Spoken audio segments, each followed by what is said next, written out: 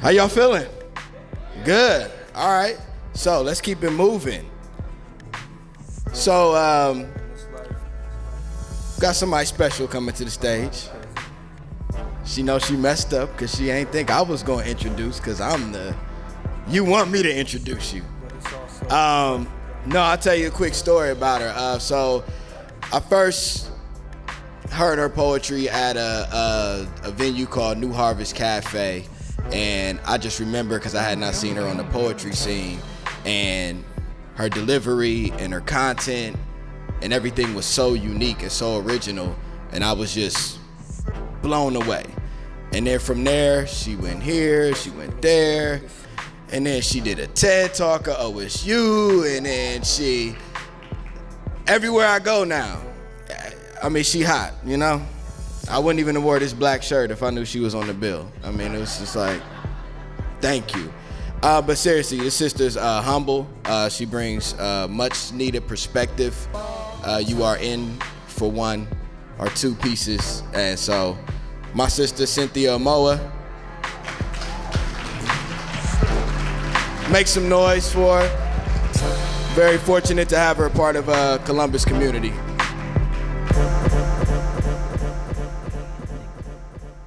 Hey, y'all.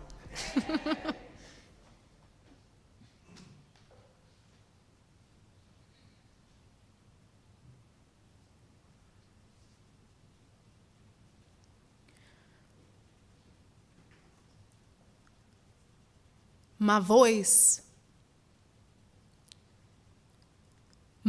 is just as urgent in this world as yours, just as capable of its utterance, as worthy of fluctuations of praise, of recitation. My voice is just as loud and just as necessary as. Come on, Cynthia, say it, just the way you wrote it, unafraid. Voices in my head. It is with voice that you hear me. It is with voice that I am here because the truth just sounds different. My voice, it is woman and frustration and the curl of my lips. My voice is 1,000 songs echoing from under my ancestors' feet. They stomp, they raise, it raises. Influence the back row, the front row will love you. Think about the front row, the back row will forget you. You're just as good as everyone else. You woman of backbone made of foil, hair of rope, of body and of fragments, of the mistakenings of your fragments for being the only opening to you. You crack sometimes and spill yourself and bleed, but only light escapes. You love the hate out of people. You be capable. You be qualified. You are worthy. You have power. You woman of many talents. You withstand. You recite over and over until you believe the things you say, like the fact that you are beautiful. You convince yourself. You be convincing, girl. There are many other openings to you. Don't they see you? Woman of hiding, of allowance, of the allowing of people to crawl themselves inside of you and leave behind all of their still energies, and still you are hidden treasure, the keeper of glitter. You woman of 2 Timothy, you woman of hiding. You remember heartbreak that winter. You wore all black like you were in mourning. You didn't know you had to ask for someone to rescue you. You thought they could see your arms flailing, but you see God is masterful at hiding things. You thought you'd be rotten, but he be hiding all of his treasures inside of you. What will you be, Cynthia? Who will you be? Pick a side. Stop rocking back and forth. Pick a side. Pick a side. Love yourself enough to fill the hole he made when he tried to break you, when he tried to make a Delilah out of you, and the emptiness of you came pouring out hollow, and you thought you'd be dissolving, but you'll be absorbing. You expand and stretch and change, especially when everything else stays the same. Free yourself. Find yourself, Cynthia. Find your voice. Speak.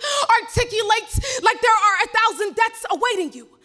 And death doesn't come like a thief in the night. It comes in the things we say and the things we write. It's in the things we hear and the things we recite.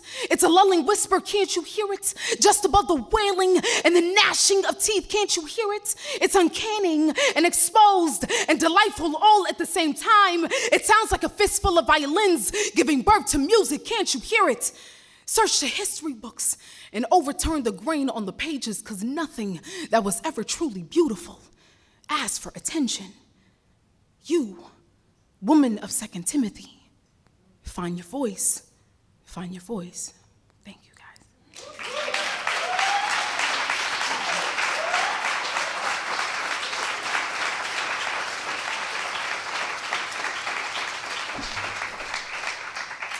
Thank you guys so much. I appreciate it. For lending your ear. And for allowing me the opportunity to share with you all my gift today. Shout out to the EHE ODI office. Thank you, ladies, so very much. I'm incredibly humbled and deeply grateful that you guys reached out. So I'm going to share a couple pieces with you guys, but I want to tell you all a little bit about my journey and a little bit about how I got here. So that poem that you all just heard, it was entitled "You Woman," and I wrote it, during a very dark time for myself. And I swore to myself I would never, ever recite this poem in front of any audience. And I told my sister that, and she told me that those pieces are the ones that you need to tell and that you need to speak on. So thank you guys so much once again for listening. So this journey of mine started when I was in high school. Kind of cliche, but I had an amazing English teacher. How many of you guys had an amazing English teacher? Yeah, right? Her name was Miss Fitzgerald, and she would never give up on me. She registered me for 2 national recitation competitions where we recited other people's poems, famous poets like Lucille Clifton, like June Jordan, etc. So she recited me for 2 competitions, and I lost each time. So I decided not to give up. She kept pushing me. I kept going all throughout college, all throughout undergrad. I went to undergrad at Binghamton University, upstate New York. Shout out to Binghamton, of course. But there I studied political science and Africana studies, found myself meeting other people who were interested in the same things I was interested in, but also saw it important that I kept moving through this journey, right? And so I always saw poetry as a hobby, and I call myself a spoken word poet, but I'm still defining that. I'm still moving through that. And so forgive me if I don't say the right things tonight, but I want to thank you all once again. The next poem that you guys are going to be hearing is entitled Honam. I recently had the opportunity to perform this poem on the TEDx OSU stage on March 5th. It was a magical day. It was beautiful. And the poem itself is about my culture. I'm originally Ghanaian, from Ghana, West Africa. And it's so important to share my language and to elaborate on the things that I didn't quite understand when I was younger. So this poem is entitled Honam, and it's dedicated to our Black girls.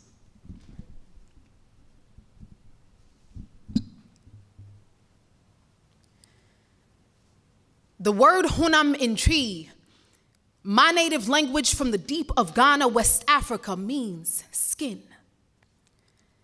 When the letters of Honam are rearranged, you can almost see them trying to spell the word human.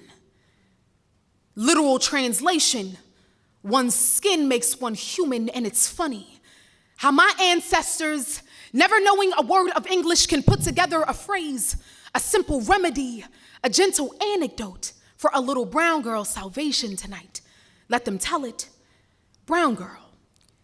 When they teach you about Honam in the blue-eyed classrooms of your schools, do they ever actually tell you that you are beautiful? Or do they just show you what it is? Do the pictured women in the Hall of Fame faces in the showcases displayed look like you? Are the halls as deep and as wide as a woman's spine? Do the arms of your study halls embrace you with its femininity? Are there words in your textbook like Honam, like amniotic love, like abaninen to watch her walk with grace during lunchtime? Do you have scotch on the stretch marks of women who bore men skinned as deep as the night? No? Something in you breaks though, doesn't it?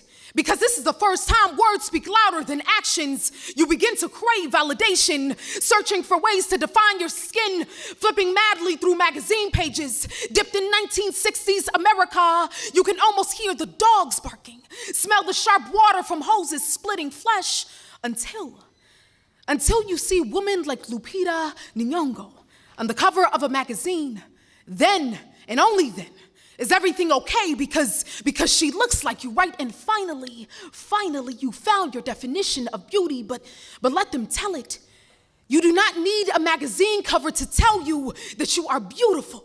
You are beautiful no matter your paper brown.